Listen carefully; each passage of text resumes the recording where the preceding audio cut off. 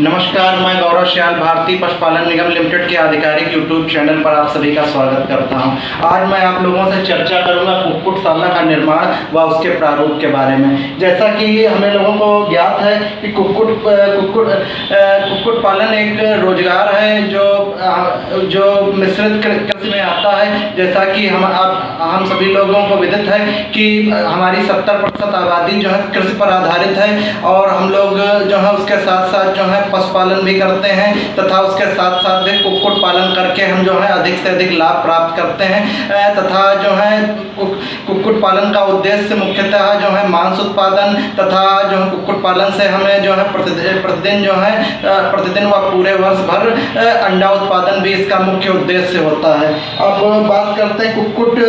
कुक्कुटशाला के निर्माण व उद्देश्य के बारे में। कुक्कुटशाला का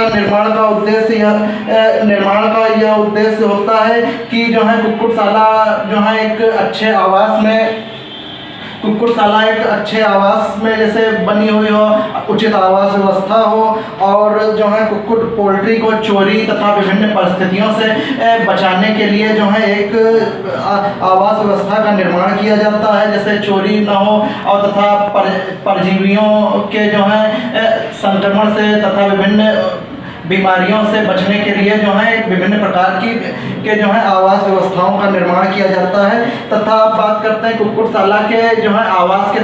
तरीकों के बारे में तथा पोल्ट्री को बेहतर ढंग से तथा उचित ढंग से रखने के लिए हम लोग जो है विभिन्न प्रकार की आवास व्यवस्थाओं का निर्माण करते हैं। सबसे पहले बात करते हैं फ्री रेंज तथा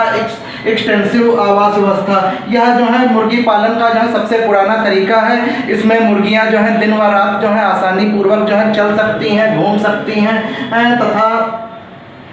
तथा विभिन्न खाद्य पदार्थों को इनमें आसानी पूर्वक जो है प्रदान किया जा सकता है तथा इसकी जो है मुख्य जो हमारी डिमेरिट्स होती है तो इसमें जो है अंडा चोरी होने का जो है बहुत ज़्यादा खतरा होता है। तो सामान्यतः जो कुक्कुट पालक हैं वो इस प्रकार की जो है विधि को जो है कम प्रयोग में लाते हैं। अब दूसरे नंबर पर बात करते हैं सेमी इंटेंसिव जो है सेमी इंटेंसिव सिस्टम के बारे में। यह जो है इसके लिए जो है अधिक जगह होनी चाहिए तथा सीमित उपकरण होने चाहिए तथा इसमें पशु आसानी से घूम सकते हैं तथा भोजन ग्रहण कर सकते हैं। इसको बनाने के लिए जो है आपको जैसे कोई फील्ड ली तो उसके चारों ओर बाड़े से तार बांध दिए या दीवार खड़ी करके जो है इस सिस्टम को जो है आसानी पूर्वक लागू किया जा सकता है, जो आपका सेमी इंटेंसिव सिस्टम है। अब बात करते हैं फोल्डिंग यूनिट सिस्टम के लिए। यह भी जो है अब जो है ट्रेडिशनल बनता जा रहा है, यह भी सबसे बहुत प्रचलित विधि बनती जा रही है। इसमें जो है यह जो सिस्टम होता है इसमें फोल्डिंग डिफरेंट टाइप की बनी हुई होती हैं। इसमें जो है 25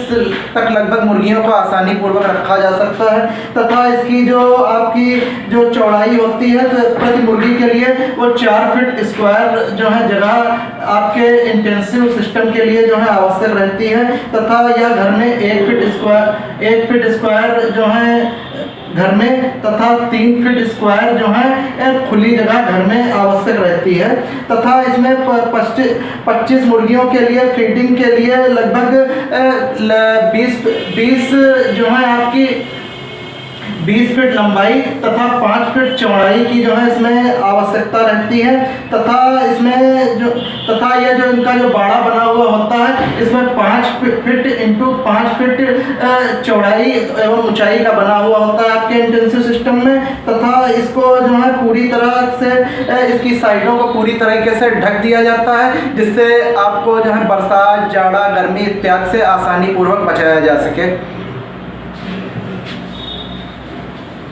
अब बात करते हैं इंटेंसिव सिस्टम के बारे में। इंटेंसिव सिस्टम में मुख्यतः जो है 2 प्रकार की विधियां अपनाई जाती हैं। सबसे पहले बात करते हैं केज व बैटरी सिस्टम के बारे में। केज व बैटरी सिस्टम जो आपका रहता है इसमें मुर्गी को जो है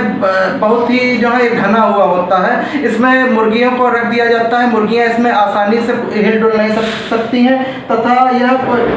जो है इसकी जो है लंबाई जो है इसकी केज सिस्टम की जो है लगभग लंबाई इसकी ये रहती है 14 इंच इसकी लंबाई रहती है, तथा इसकी जो चौड़ाई रहती है वो 16 इंच रहती है, तथा इसकी ऊंचाई जो आपकी रहती है वो 18 इंच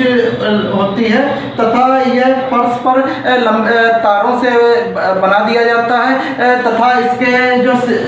तथा इसमें जो है एक ढक्कन नुमा संरचना दे दी जाती है, जिससे अंडा जो है लुढ़क करके जो है एक जगह पर